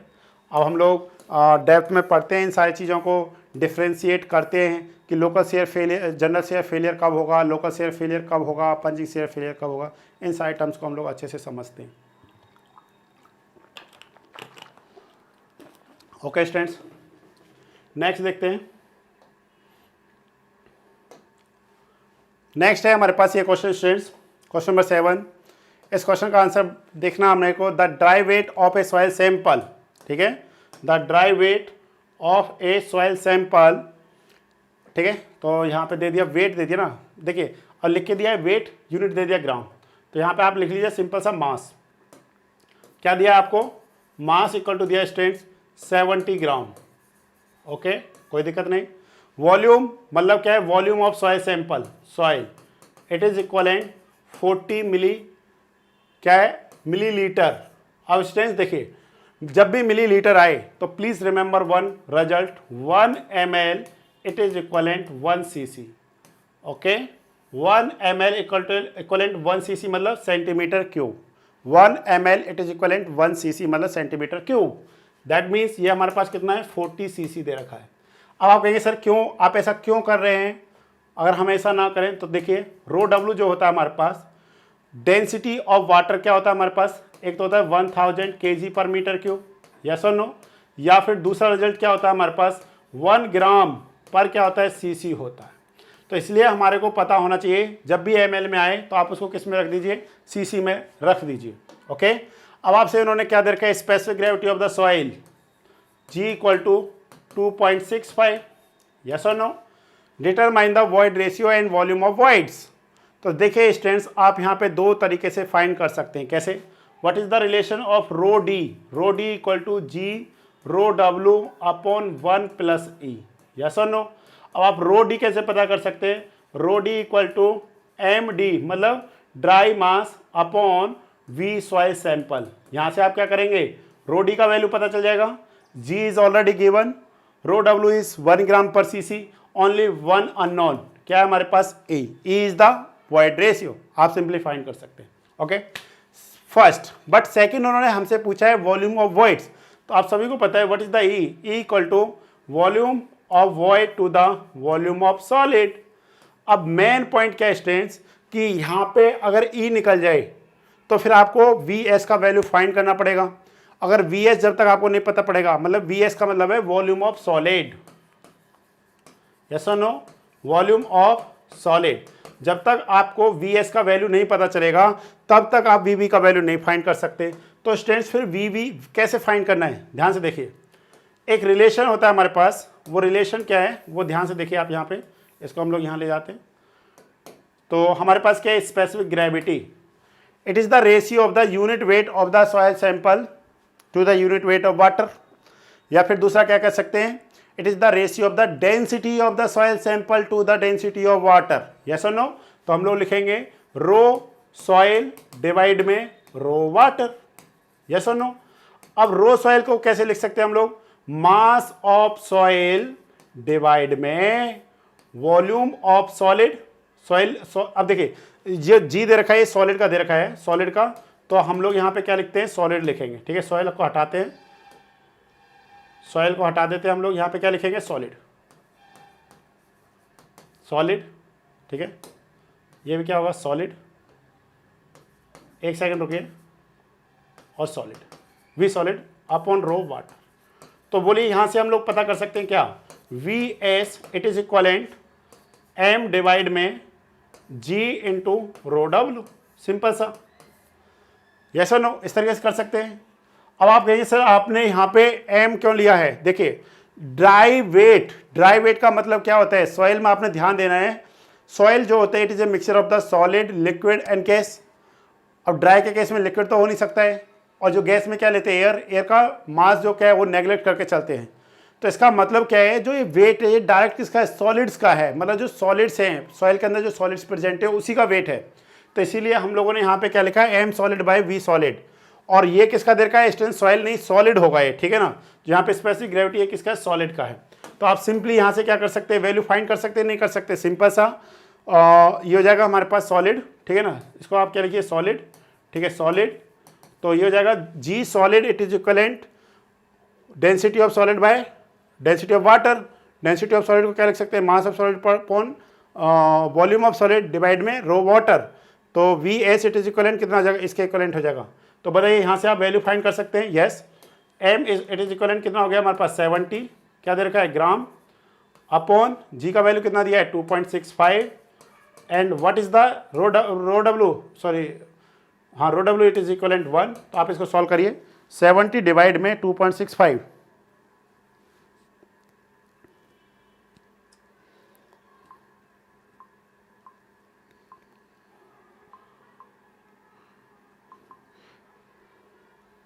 It is equivalent 26.41 CC, किस में आएगा, सीसी में आएगा।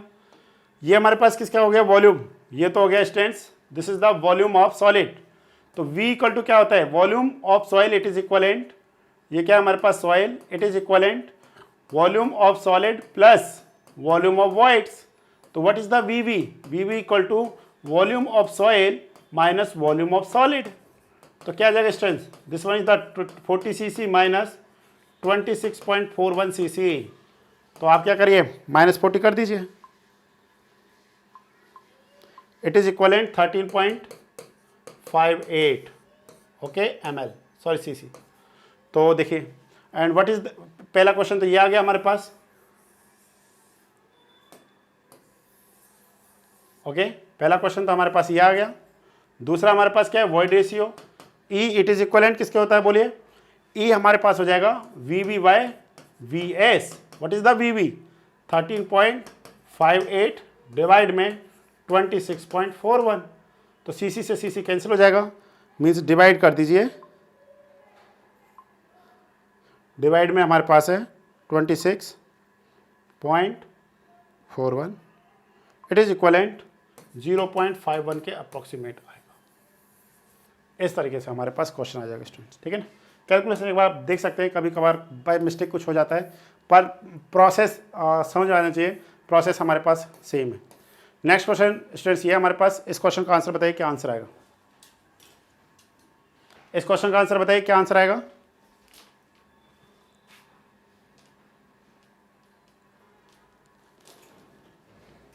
The laboratory test on a sample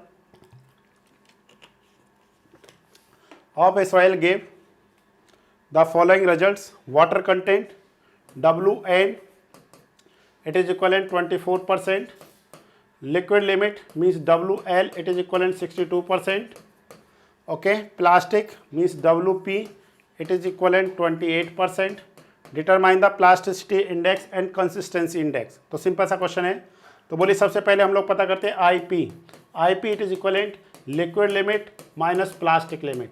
तो कितना जाएगा लिक्विड लिमिट 62% माइनस 28%। तो आप सॉल्व कर लीजिए, 12 में से 8 गए तो 4, 5 में से 2 गए तो 5 में से 2 गए तो 3, 34%, 8 4 बार 3 2 5 6, तो 34% आ जाएगा हमारे पास। What is this is the IP, okay. दूसरा हमारे पास क्या है, कंसिस्टेंसी इंडेक्स। तो कंसिस्टेंसी इंडेक्स क्या होता है students, IC equal to WL minus WN upon WL minus WP। तो what is the WN 62% minus WN 24%, okay, divide में WL minus WP it is the IP equivalent कितना हमारे पास 34%।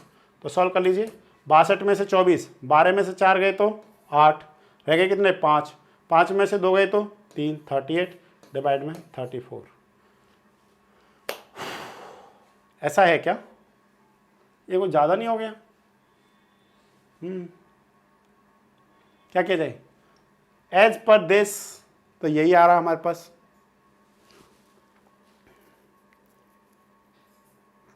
ठीक है, लिक्विड लिमिट भी ज़्यादा है, वाटर कंटेंट तो सिर्फ कम है, मतलब क्या है, मोर स्टेप।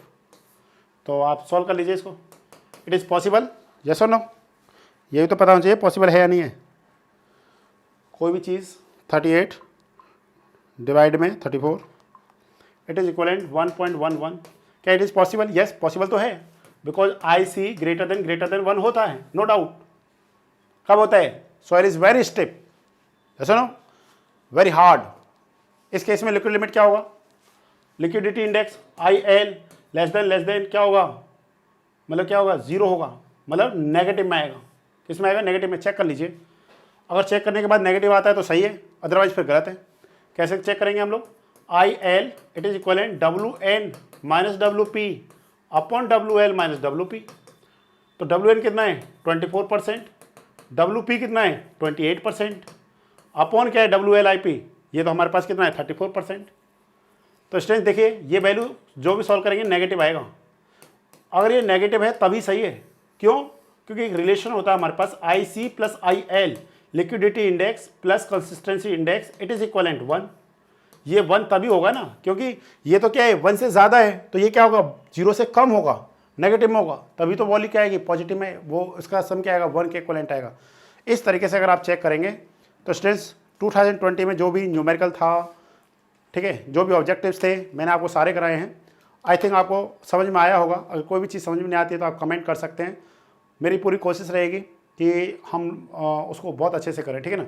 और बहुत जल्दी आपको दूसरे सब्जेक्ट्सों के मिलने वाले हैं, जो हमारे ट्रांसपोर्टेशन वाले सर हैं वो भी अपना कर रहे हैं, तो शायद उसका भी बहुत जल्दी आ जाएगा। आपको धीरे धीरे सारे सब्जेक्ट्स आपको मिलने लग जाएंगे, डोंट वरी अबाउट दिस। और स्टूडेंट्स, अगर आपको हमारे से ऑफलाइन जुड़ना है तो हम लोग 1 सितंबर से स्टार्ट करने जा रहे हैं गया में, पॉलिटेक्निक रोड जो है, ठीक है, पॉलिटेक्निक रोड जो जा रहा है गया बाईपास से, इसी पे है।